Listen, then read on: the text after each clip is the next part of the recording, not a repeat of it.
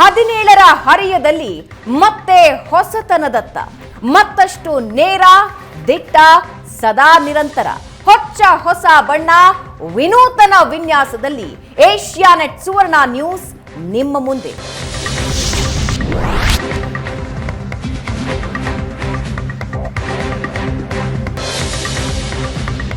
ಹದಿನೇಳರ ಹರೆಯದಲ್ಲಿ ಮತ್ತೆ ಹೊಸತನದತ್ತ ಮತ್ತಷ್ಟು ನೇರ ದಿಟ್ಟ ಸದಾ ನಿರಂತರ ಹೊಸ ಬಣ್ಣ ವಿನೂತನ ವಿನ್ಯಾಸದೊಂದಿಗೆ ಏಷ್ಯಾನೆಟ್ ಸುವರ್ಣ ನ್ಯೂಸ್ ನಿಮ್ಮ ಮುಂದೆ. ಏಷ್ಯಾನೆಟ್ ಸುವರ್ಣ ನ್ಯೂಸ್ ಹೊಸತನದ ಹರಿಕಾರ, ಹೊಸ ರೂಪ, ಹೊಸ ವಿನ್ಯಾಸ, ಹೊಸತನ, ಇನ್ನಷ್ಟು ಸುದ್ದಿಗಳು, ನಿರ್ಭೀತ ವರದಿಗಳು.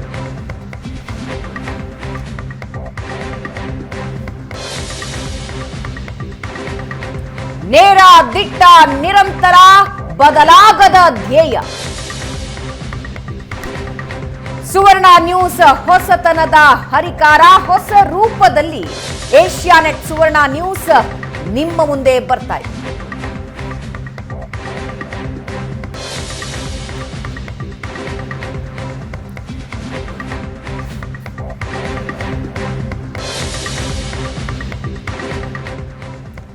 ಹೊಸತನದೊಂದಿಗೆ ಏಷ್ಯಾನೆಟ್ ಸುವರ್ಣ ನ್ಯೂಸ್ ನಿಮ್ಮ ಮುಂದಿದೆ. ಸುದ್ದಿಯನ್ನ ನೋಡೋದಾದ್ರೆ, ಬೆಂಗಳೂರಿನಲ್ಲಿ ಮತ್ತೊಂದು ಬೆಂಕಿ ಅವಘಡ ನಡೆದಿದೆ. ದಾಸನಪುರ ಬಳಿಯ ಆಯಿಲ್ ಗೋದಾಮಿಗೆ ಬೆಂಕಿ ಬಿದ್ದಿದೆ. ನೋಡ್ತಾ ಇದ್ದ ಹಾಗೆ ಹೊತ್ತಿ ಉರಿದಿದೆ ಗೋದಾಮು. ಬೆಂಕಿ ನರ್ತನ ಕ್ಷಣಕ್ಕೂ ಹೆಚ್ಚಾಗ್ತಾ ಇರೋ ಮಾಹಿತಿ ಸಿಗ್ತಾ ಇದೆ. 30 ಕೋಟಿ ರೂಪಾಯಿ ಮೌಲ್ಯದ ಆಯಿಲ್ ಭಸ್ಮ ಆಗಿದೆ. ಅಗ್ನಿಶಾಮಕ ತಂಡ ತನ್ನ ಕಾರ್ಯಾಚರಣೆ ನಡೆಸ್ತಾ ಇದೆ. ಶೆಲ್ ಕಂಪನಿಗೆ ಸೇರಿದ್ದ ಆಯಿಲ್ ಗೋದಾಮಿದು. ಬೆಂಕಿ ಯಾವ ರೀತಿ ವ್ಯಾಪಿಸಿಕೊಂಡಿದೆ ಅನ್ನೋದನ್ನ ನೀವು ದೃಶ್ಯದಲ್ಲಿ ನೋಡ್ತಾ ಇದ್ದೀರಾ. ಆಕಾಶದ ಎತ್ತರಕ್ಕೆ ಬೆಂಕಿ ಚಿಮ್ಮುತ್ತಾ ಇದೆ. ಬೆಂಕಿ ಆರಿಸೋದಕ್ಕೆ ಸಿಬ್ಬಂದಿ ಹರಸಾಹಸ ಪಡ್ತಾ ಇದ್ದಾರೆ.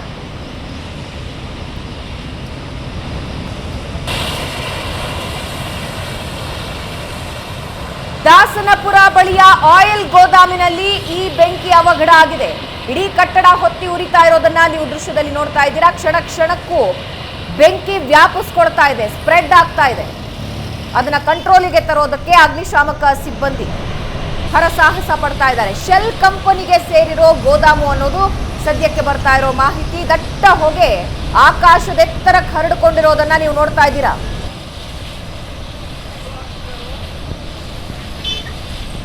ದಾಸನಪುರದಲ್ಲಿ ನಡೆದಿರೋ ಘಟನೆ ಇದು. ಅಗ್ನಿಶಾಮಕ ಸಿಬ್ಬಂದಿ ಈಗಾಗಲೇ ಬಂದು ಬೆಂಕಿ ಕಂಟ್ರೋಲಿಗೆ ತರೋ ಪ್ರಯತ್ನ ಪಡ್ತಾ ಇದ್ದಾರೆ. ಇವಾಗ ಇನ್ನಷ್ಟು ಡೀಟೇಲ್ಸ್ ಹಂಚ್ಕೊಳ್ಳೋದಕ್ಕೆ ನಮ್ಮ ಜೊತೆ ಮಂಜು ಜಾಯ್ನ್ ಆಗ್ತಾ ಇದ್ದಾರೆ. ಮಂಜು, ಬೆಂಕಿ ವ್ಯಾಪಿಸ್ಕೊಂಡಿರೋ ಈ ದೃಶ್ಯಗಳನ್ನ ನೋಡ್ತಾ ಇದ್ರೆ ಕಂಟ್ರೋಲಿಗೆ ಹೇಗೆ ಸಿಗುತ್ತೆ ಅನ್ನೋ ಟೆನ್ಷನ್ ಆಗುತ್ತೆ. ಅಗ್ನಿಶಾಮಕ ಸಿಬ್ಬಂದಿಗಳು ಈಗಾಗಲೇ ಬಂದಿದ್ದಾರೆ. ಆದ್ರೆ ಈ ಕಂಟ್ರೋಲಿಗೆ ಬಂದಿದ್ಯಾ, ಸ್ಟಿಲ್ ಇದೆ ಸಿಚುವೇಶನ್ ಇದೆಯಾ?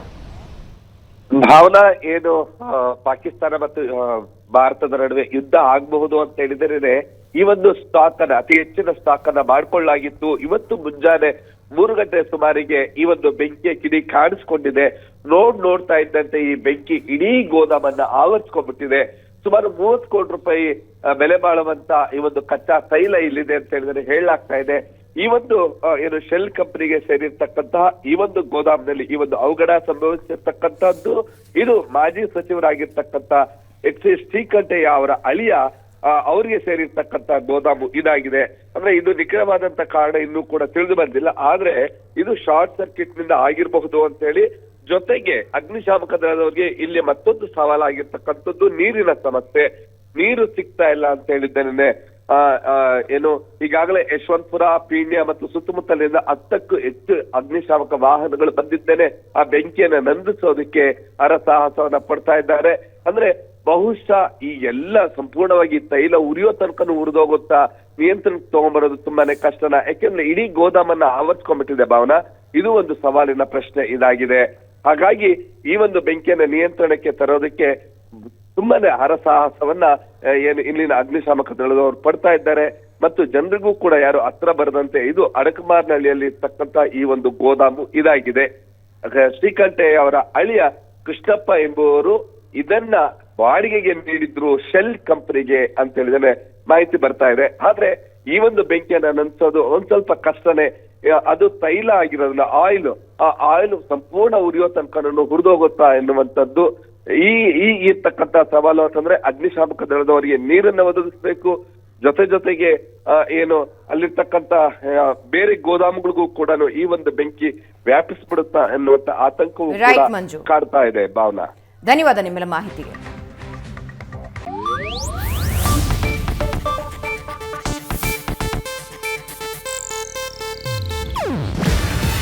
ಇದು ಏಷ್ಯಾನೆಟ್ ನ್ಯೂಸ್ ನೆಟ್ವರ್ಕ್ ಪ್ರಸ್ತುತಿ. ನೀವು ನೋಡ್ತಿದ್ದೀರಾ ಏಷ್ಯಾನೆಟ್ ಸುವರ್ಣ ನ್ಯೂಸ್.